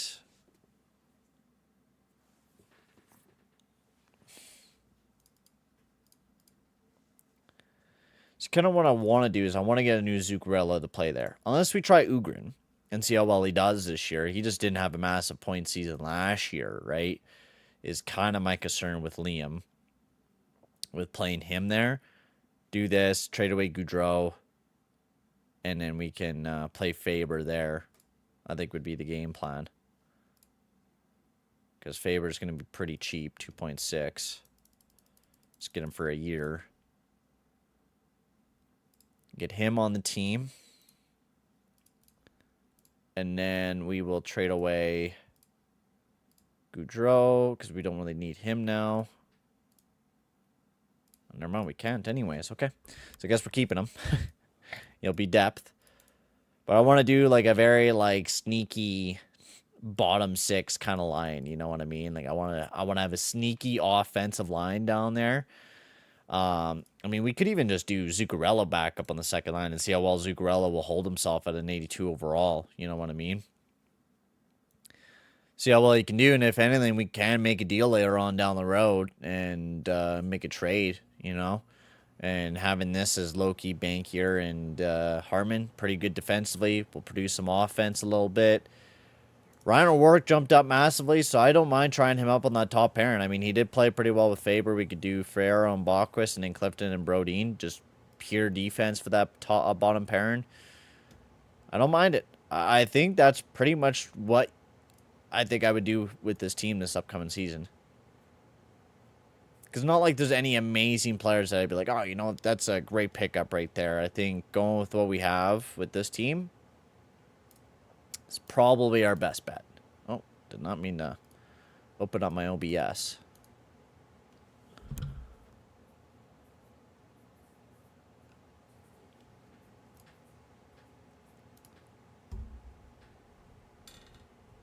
I don't think we have any cap space to get any waiver claims anyways, so... Some pretty big waiver claims, too, so...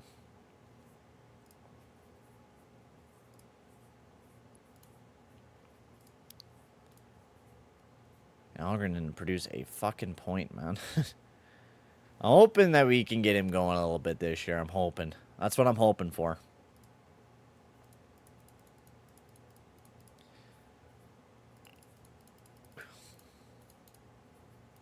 Throwing those guys down to the minors. Contracts. Lee is actually jumping up amazingly fast. Riker, Lee. I'm actually kind of liking how fast he's developing. Even though it says it's slow, he's trending up.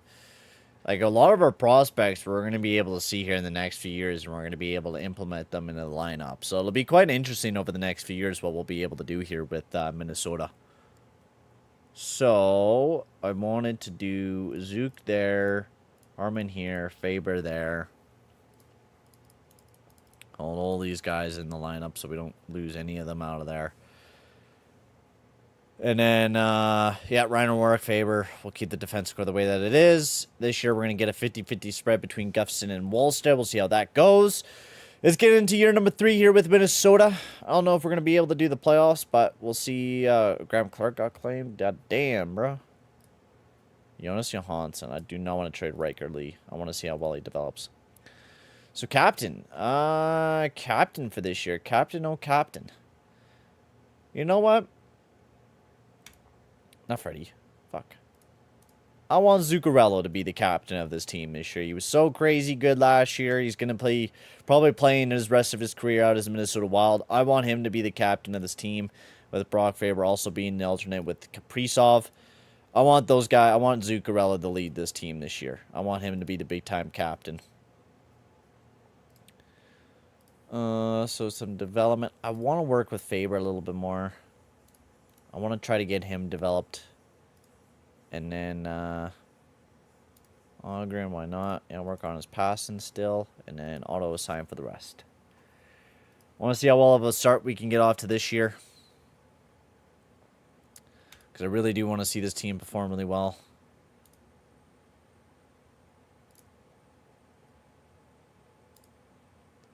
Uh, 5-3-1. Not bad. You know, not a bad start. We're playing all right. I think we definitely could play better. We'll see how long that first line will hold itself up, but the depth is It's all right. Zuccarella's actually playing not that bad, surprisingly enough, again. We'll say Goofson is this year not playing very well. Change some lineup pairings up. We'll throw Clifton up with Fierro. We'll just get a pure defensive line out of that. And you know what? We'll try lining with Bankier and Loki. Maybe even do Ogren there. And then we'll do that. Try to get something going a little bit different, you know what I mean? See if we could get a little bit of a different play. Because this year is we're trusting a lot more of our prospects this year, you know what I mean? We're going all in on the prospects a little bit more. Riley Hate's even almost ready to go, eh? Fuck. Kind of want to develop more of Z Boom here. Do whatever is the fastest to develop him a little bit better. Oh, that's a big deal. William Carlson, eh?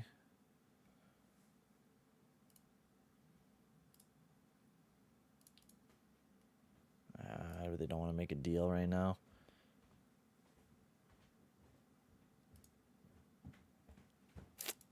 I don't know, man. We're not getting off to the greatest start to the season, to say the least. Like, we're not even in a wild card spot. We do have a +5 differential, but, I mean, we could definitely be playing a lot better than what we are.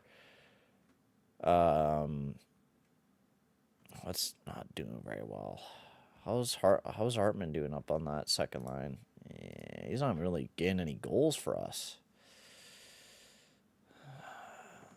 How's Line doing on the third line? He's actually doing quite well. It's just Hartman that's not performing very well.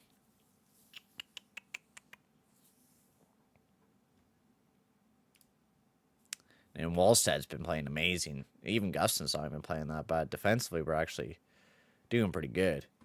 Brodin and Bockwist, they are not doing very well. Huh.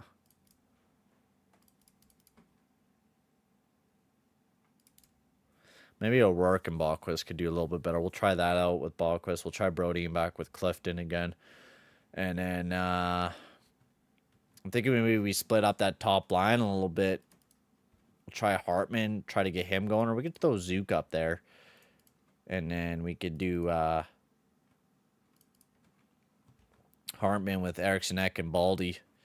Try to get something going here a little bit. We need to play a lot better than what we are, for damn sure. And we get 3 wins in a row after that line change. So maybe splitting up that top line a little bit can get the juices flowing with that line there. And maybe make them play a little bit better. We'll develop more head in on Rossi. Why not?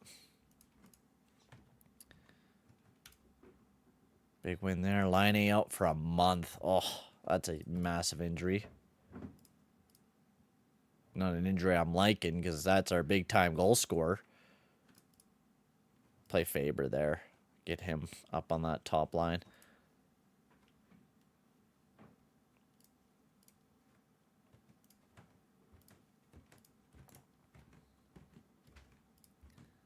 Zeus actually not doing that bad up on that top line, but I definitely feel like we definitely need a bit of an upgrade in some areas of our team, for sure, if we want to continue to actually be a good team this year. We gotta upgrade in a lot of things. Defensively, I don't think we're that bad in. Like, I think defensively, I think we're one of the better defensive teams. We're not even doing that bad. We're just not getting off to the hottest start to the year. Like, we're actually holding ourselves not bad in our division.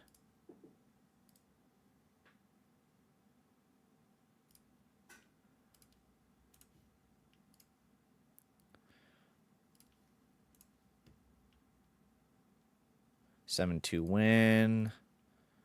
2 big wins there. Come on, we need to continue to win some games here, man.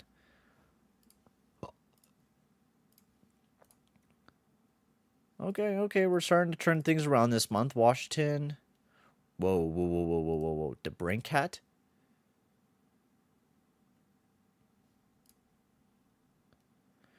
Fuck, eh?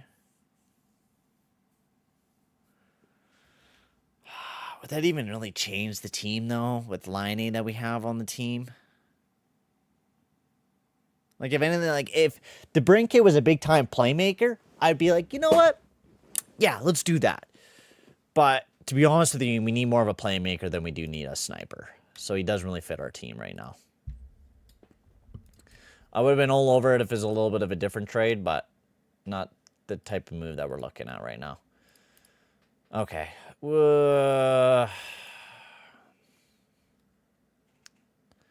Playing not even that bad. We're just we need something a little bit more. We need a little bit more juice.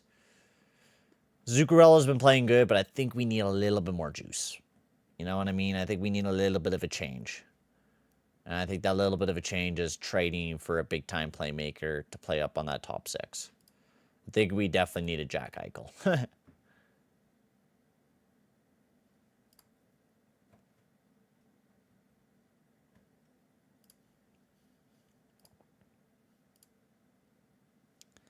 even no big playmaker out available right now. I don't think there's going to be anybody that's going to be wanting to make any big trades as of right now either. That's kind of the problem.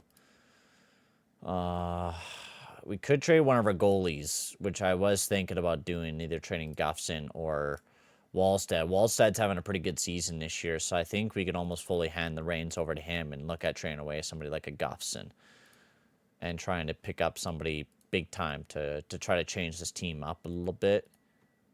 That's even if anybody's available. A lot of prospects I'm getting, but yeah, no current players that are really wowsing me.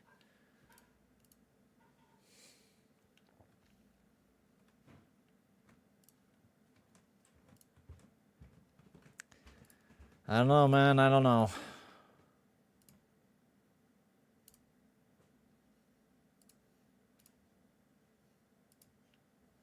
It's kind of irritating that, like, we do have a half-decent team.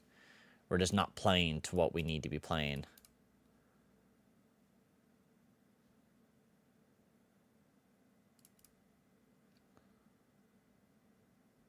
I'll bump Loki up. Play with Bankier and Fabro. Hartman, Zuccarello again. We'll just stack that top line again.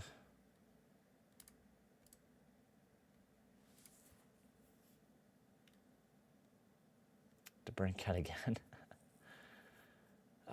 It's tempting, man. It is fucking tempting to go after DeBrincat.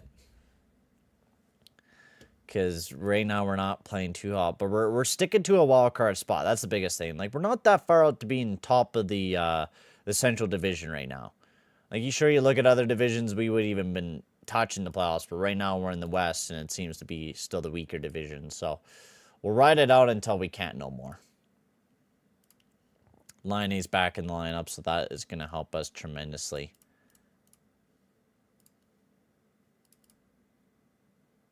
Ryan O'Rourke, holy shit, 88 overall. Wow. Dude, he is a fucking beast. He's way better even than Brock Faber right now, man. Oh my god, I wish we signed him to an extension a while ago. We're gonna have a lot of big free agents next year. Holy shit. Okay. How's Hartman and them doing? They're actually playing pretty well. We're actually getting things kind of going a little bit. So we'll do that. Yeah. Okay. Yeah. Yeah, we'll do that. See how well we continue to do with Line again back in the lineup. Hopefully we can get some dubs. Some dubberoonies. Let's develop some other players that we haven't even touched yet. We'll get him his offensive awareness going a little bit more. Hale Hickman. He has the most development out of everyone so far. Huh. Sim another week. I mean, if we continue doing what we're doing, we're second place in the division right now, so we're really not even playing that bad. It's not to what I'm really expecting the team to play to. Not bad. We're actually starting to pick things up a little bit more. That top line really starting to pick things up with Kaprizov, Rossi, and Boldy. Zuccarello, Eriksson, Hartman. Laine's doing pretty good with his return.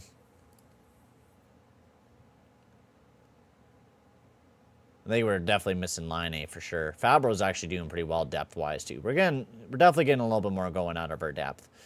Guffson's been struggling this year, but Wallstead has been a fucking animal for the Minnesota Wild so far this year.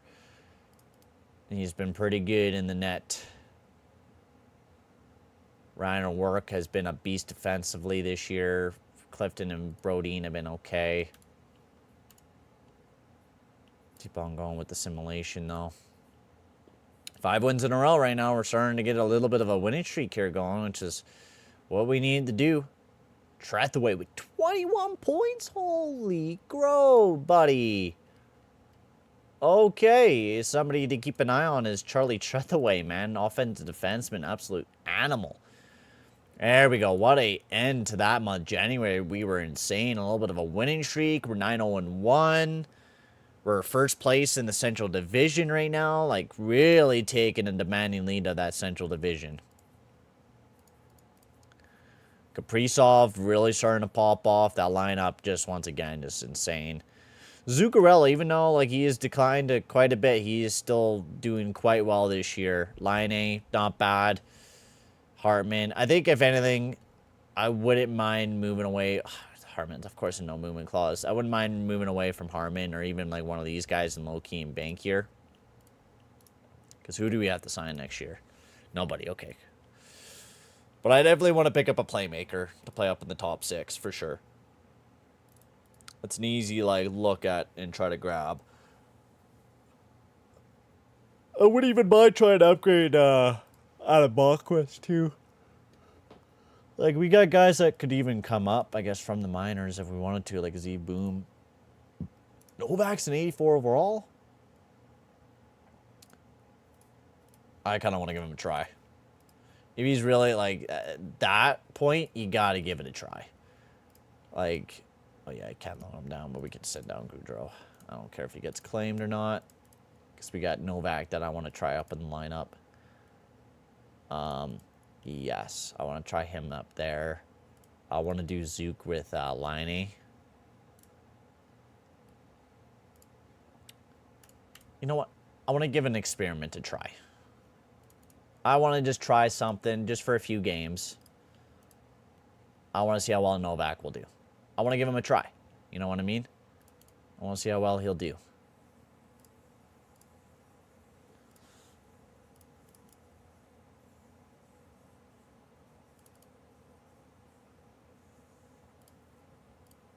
I want to start giving most of the starts to Wallstead, too. Because Gustafson's not doing as well. But I want to try Novak.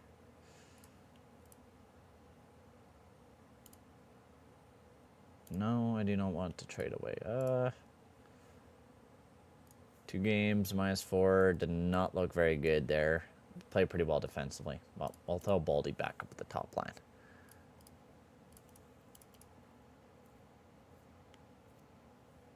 Oh, there's man. Hey, buddy. How's it going? Glad to see you here, bud. Okay, we'll do Novak on the second line. I want to give him a test run, see how well he does. Anyone know where I could stream the Oilers Young Gun Stars Classic tonight? Oh, there's a young... probably on the Oilers.com page. Either that or on that special subscription that you sometimes have to pay for. He's a minus player, but he's not playing that bad. But I think we're going to give Novak a try with Line A, and we're going to get Zuccarello back up with Hartman. Go back to what was originally working quite well. I don't want to give him too much ice time, but I am liking how he's playing, so... Need a rider, eh? We don't really need a power forward, so... A lot of trades are coming our way, but not a lot of trades that I'm liking. But, oh my god, dude. Novak's insane, man. Okay, what a call-up. What a fucking call-up Novak is, man. That is kind of insane. And you got David Spacek that's also kind of ready to go. I don't know, man. We got maybe some big trades that we could probably make here in a little bit. But I want to keep those guys down in the minors. But we got a lot of guys that can come up for sure. Minnesota, we are playing absolutely insane this year. I'm really happy with the way that we're playing. Kaprizov's been nutty lately. Baldy, Rossi, Eriksson, Zuccarello, Line. You got Hartman, Bankier, Fabro, Loki, Urov, Ogren. Novak's been a great piece to the team as well. Goaltending-wise, Wallstead been quite well. Gustafson's jumping back up, which is good to see. Faber, Ryan O'Rourke's been nuts.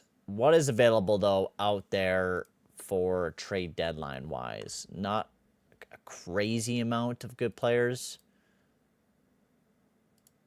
I was going to say Gufsing, because with the expansion draft coming up, we're going to have to... I don't want to lose him for nothing. Fuck me, man. Okay. I'm going to be right back. I need to get water. And then we'll do the deadline. I don't know what exactly we're going to do, to be honest with you. He has been, eh? Oh, my God. DeBrincat keeps getting offered to me, and I'm really just contemplating on doing it. I really am. I'm really contemplating, because they do want Wallstead, too. I just don't really know if I need another sniper, right? Like, we're not going to be keeping DeBrincat after that. Burakovsky wouldn't be bad for a year.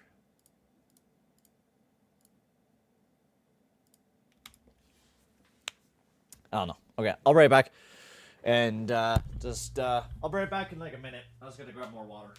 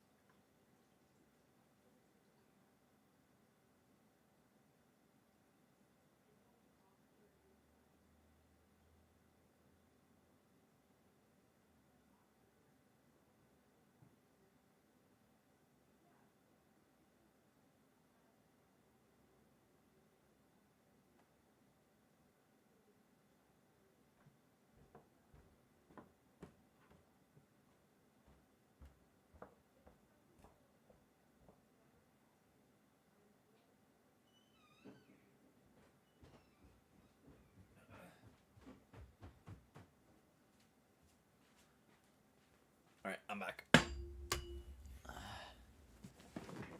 He officially...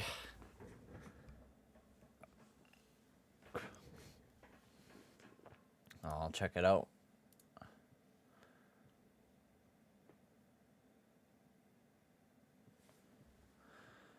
Where did you post them there? I didn't see him in the Discord there yet.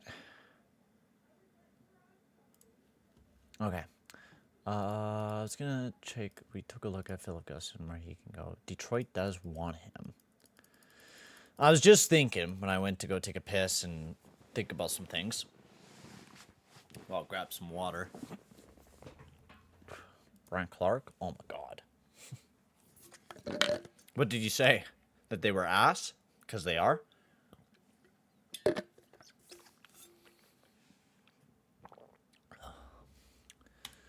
Okay, so I have an idea. Let's talk with Detroit. I want DeBrincat.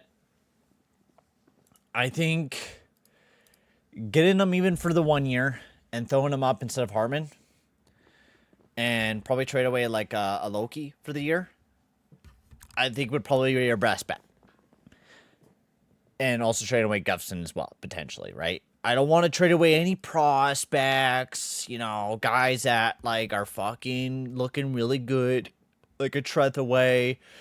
We do got a Riker Lee coming up, who's developing quite well. Surprisingly enough, I think he might even be able to play on the team next year as a sniper, right? So at the end of the day, I'm not really too worried about getting players that are not going to be able to play for us, right? Getting a player like DeBrincat, we just made it to the conference finals, so we might as well go all in. I want to make the deal during the deadline. I want to add a little bit more pressure. Jake Bradley. Whoa, whoa, whoa, whoa, whoa. Oh my God, yes. A playmaker? Oh man, why did Ottawa just have to change my whole fucking point of view?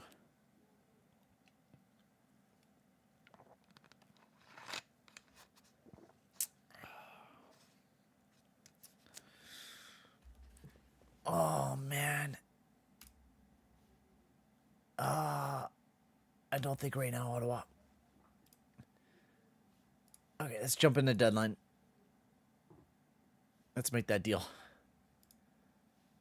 All right, Detroit. So we are looking at DeBrincat. They do want Gustafson, so we're going to trade them Gustafson. And I think, honestly, a first-round pick, which would heavily favor... I don't even think we actually have to do that. That's heavily in their odds, so we can even do a third and a third.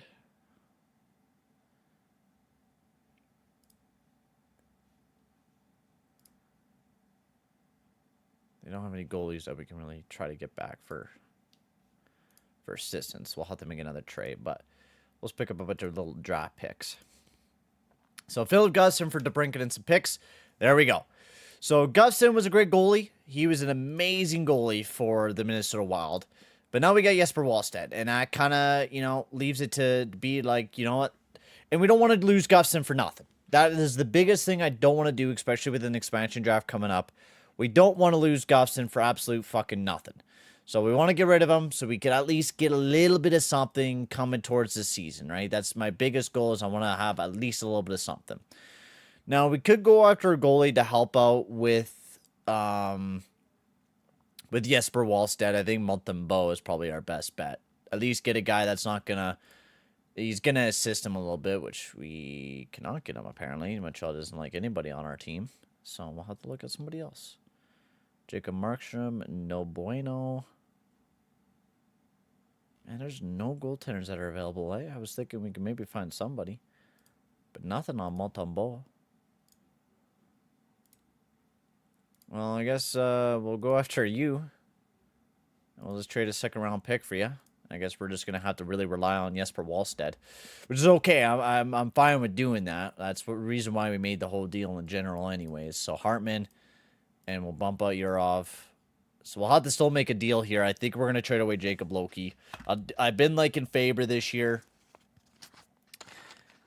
Where does Batherson even fit with this team? I'd rather keep these guys, young guys. And I think we got Zuccarello, we got Novak for playmakers.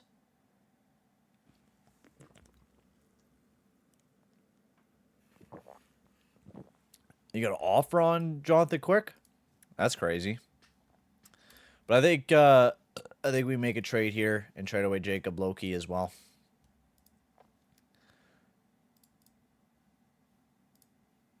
Jacob.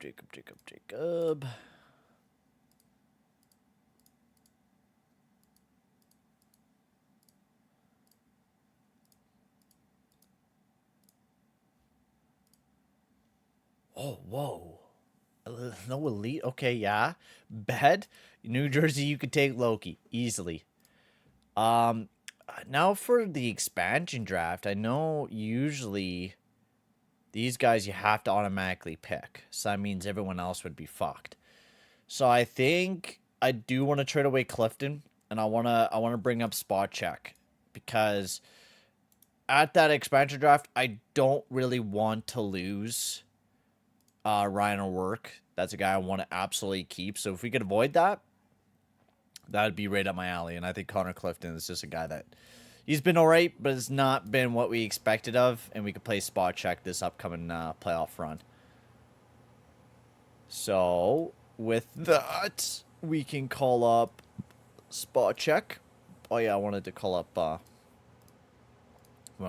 Parrots too. So a lot of big trades here for the Minnesota Wild at the deadline.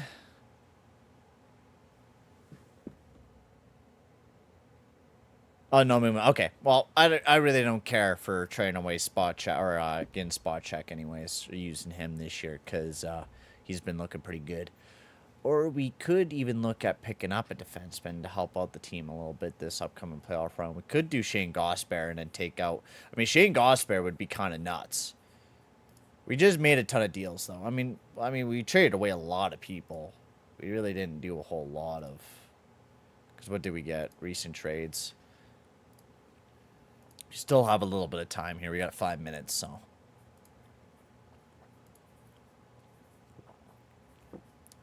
Picked up DeBrincat. Only had to trade away Gustin. Only had to trade a second, and then we picked up some other. So,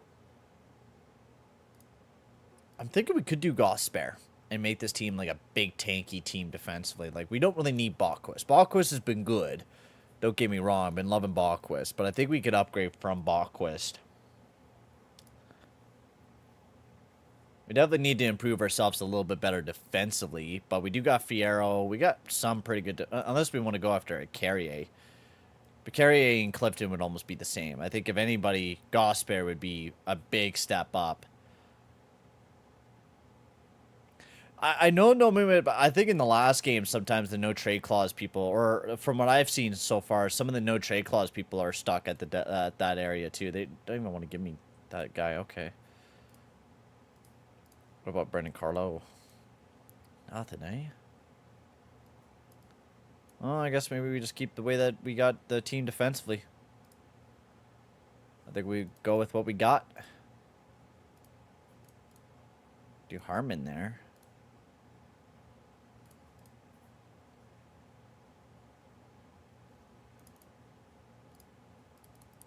Yeah, I think we go with what we got.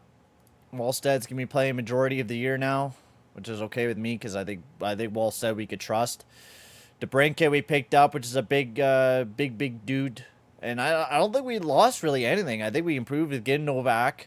We improved with getting spot check on the team. And now DeBrincat coming into the Minnesota Wild. I think the team has only gone better now. In my opinion. The team has only gone better. And I'm excited to see how well we'll continue to hopefully dominate this end of the season. I want to see us have a good end of the season. And Wesper Wallstead out for 4 games. That is not cool. Game hates Carey Price. He hasn't... Dude, I think it's just the way that the game is. Just because Carey Price didn't have nutty stats like some other players. If he doesn't have better stats than the other guys ahead of him, he'll never be inducted. Did I just see that? That merits at an 84 overall as well. Holy shit. Fucking me, dude. We have so many guys that are ready to come up in the NHL in the next year. Like, so many. I think we could trade away a few guys. Like, I don't even mind who we lose at the expansion draft. Jesper Wallsted's back and healthy. Thank goodness. Not really want to rely. I mean, Parrots is actually not doing that bad. He had a pretty good game there, so. How's DeBrincat doing on the team? He has... in just 4 games, he has had 3 points. So that's a pretty good look for DeBrincat. I want Novak back there, because I almost think Harmon's kind of hurt in that lineup. Maybe we go back with that and do Harmon there with Urov. And then spot check, how's he doing? 4 games in. I mean, he's doing pretty well. I'm liking it. I'm liking it.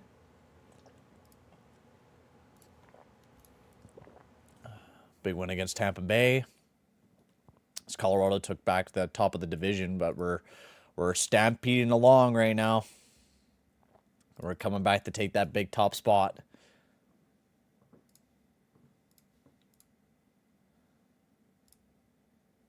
I wish I had expansion drafts so you can make side deals. So yeah, you know what? That might be a thing to ask for a future feature to be added into the game for the expansion drafts. I think that would actually be a really cool idea to make it like little side deals or make like a deal with the team. Like, hey, don't choose this player. We'll give you this. I think that'd be really, really cool. Minnesota clinches the second year in a row in the playoffs. So that's awesome. Zuccarello out with an injury now. We'll pop Novak up to the top line there. Man, Novak's been a crazy good player since he's been playing. I've been actually really happy with how Novak's been doing.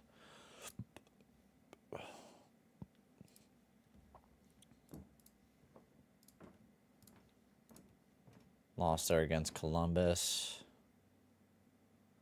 Zuccarello's back in the lineup now, so we'll get him back up there.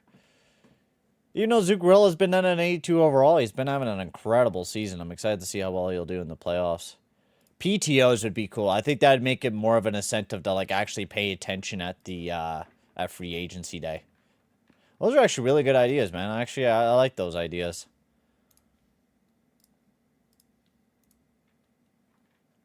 Oh my God, Merritt's out for 3 months with an upper body injury. So we finished the year off not bad, top of the division. I mean, I wish we could have played. I mean, that's actually crazy. The identical record to last year. Identical records. That's actually insane. Actually insane. Identical records as we placed top of the Central Division. No team's actually even ellipsed past 100 points this year. It's actually a very even league this year. No teams actually didn't do like crazy bad, which is hella weird. That is crazy. Yeah, trade requests would be pretty fun as well. So, the Brinket actually didn't do that bad on the team. Any goals. That's what we want him to do. We want him to score goals and score a lot of them. So that's actually not that bad. So Kaprizov, 103 points on the season for Mr. Kirill Kaprizov. The start of that new deal. And he goes out there and absolutely pops off with Matt Baldy. And Rossi again, great top line. We'll just take a look at forwards for right now. Joel Eriksson Ek, and then it had a massive drop-off, but Joel Eriksson Ek still played great. Zuccarello, Laine, Hartman, Bankier. Novak was a great piece to be added into the team. Just Ugrin just didn't do as well as what I was expecting him to do. Just another kind of like mediocre season for him. But, I mean, Novak, I mean, that was the thing. I was like, okay, well, let's see how Novak can do. You know, is he going to be better than what Ogren's been for the team so far? And to be honest with you, Pavel Novak's been exactly what we want him to be. And he's just been a great piece for the Minnesota Wild so far. I've been very, very happy with him. The career year, Kaprizov. I mean, every year is a fucking career year for him. 105 points. I mean, definitely his most goals he's ever had in his career. So 50 he finally hit, but insane season for him. Brock Faber, Ryan O'Rourke. I am so happy with the development of Ryan O'Rourke, honestly. Like, with how Brock Faber hasn't been jumping up at all, and he hasn't really been getting himself developing, he's been kind of my biggest kind of concern.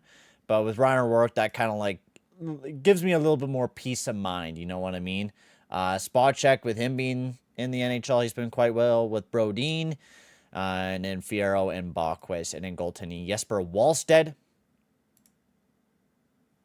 Yannick Peretz actually played not bad as a backup for us, and Jesper Wallstedt didn't do that bad. He didn't end the season off great with only 3 wins, but we'll hopefully see how well he does kind of going into the playoffs, as we'll take a look at how well Guffson ended off the season, which he actually ended off the season quite hot with Detroit, so quite impressive. Okay. Go to the playoffs so we don't skip anything else. I think, well, we're almost at 2 hours. Could go a little bit longer.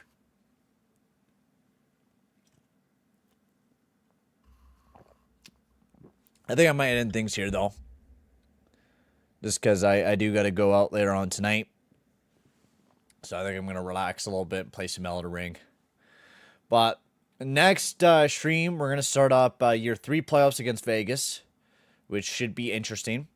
A team that looks like this. Way different than... oh my god, they got James Hagen there. Holy crow.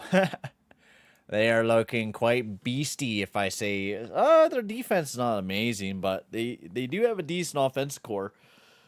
But we'll see how well we do against Vegas. Oh, that'll be in the next stream, though. I think I might be doing an episode of the podcast tomorrow, but that's a huge maybe, so don't hold me on it. We'll see. Oh, will I stream any of the preseason games? That's a maybe. I might stream some of the preseason games. We'll see. But I do want to do some streams during the hockey season and stuff like that. That'll be a guarantee. So I'll be definitely doing a lot. I was thinking even bringing back the OGRs and stuff like that. It won't be like a daily OGR like I was doing like the previous years. It'd be like a weekly OGR is what I'm thinking about doing.